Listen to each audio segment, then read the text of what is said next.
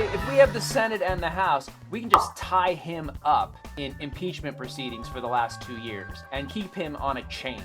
I want people to hear that as a Black woman, that yeah, I am afraid. I don't let it stop me from whatever I need to do, but I can read the tea leaves of what will happen if we don't win the House and the Senate. I like the pen the best in gold. I want to present one option for the Senate that I'm concerned about. We need 4 seats. Let's say we get them. Does anyone anticipate John Fetterman willing to switch parties? I see that happening. I see that Fetterman is sort of counting on that situation happening because it's going to give him so much power. Yeah. Okay. So now what are you doing? I'm trying to figure out how to get a 5th seat. How to get a what? A fitted sheet? A fifth Senate seat? A fifth Senate seat, yeah. Oh, fifth seat. Alaska. Do you like how you raise an issue, a potential problem, Gary, and the rest of us are sitting here like nodding our heads and thinking about it. Fennell's like, let's get to work. Yeah, that's true.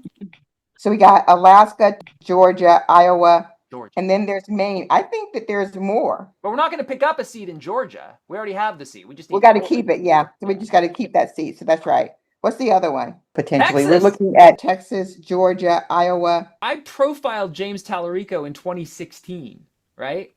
I saw some potential in that guy as someone who could work in the state of Texas. James Tallarico is a member of the Texas House of Representatives. He represents District 52. He assumed office on November 21st, 2018, and his current term ends on January 11th, 2021, when he will turn 13 years old. Here's the thing.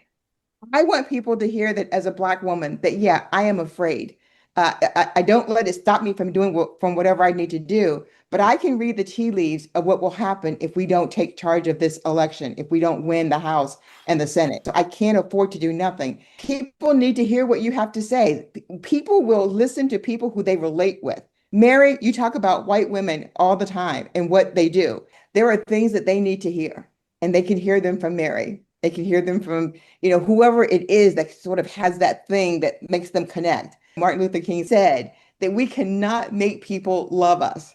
We cannot make people feel like they want to come and have dinner with us. We can't do that. What we can do is make sure that there is legislation and laws that protect us. And that's what we're here for. So I want to say to people, you don't have to like me. You don't have to invite me to dinner. But there are things we can agree on. We may agree that we don't want to live in under a dictator. We might agree that we don't think that billionaires should pay less taxes than us. We can agree on all of that. And I still don't have to come to dinner. You don't know me. You don't have any Black friends. So you don't know what I'm like. But just know that there are things that we can agree on. And you can decide if you don't want health care, if you don't want to have the right to vote as a woman, if you don't want reproductive choices or you want someone to make them for you. You can decide if you want billionaires to pay more taxes. You can decide that you want to be cruel and horrible, or you can decide that there's something better. You can change your mind. And you, George Clooney. In gold. Suburban women. And what's really interesting is, In gold. You're the most important Democrat in New York. And that's before bribes. It says on your form that for 10 years you pretended to be a heterosexual. In gold.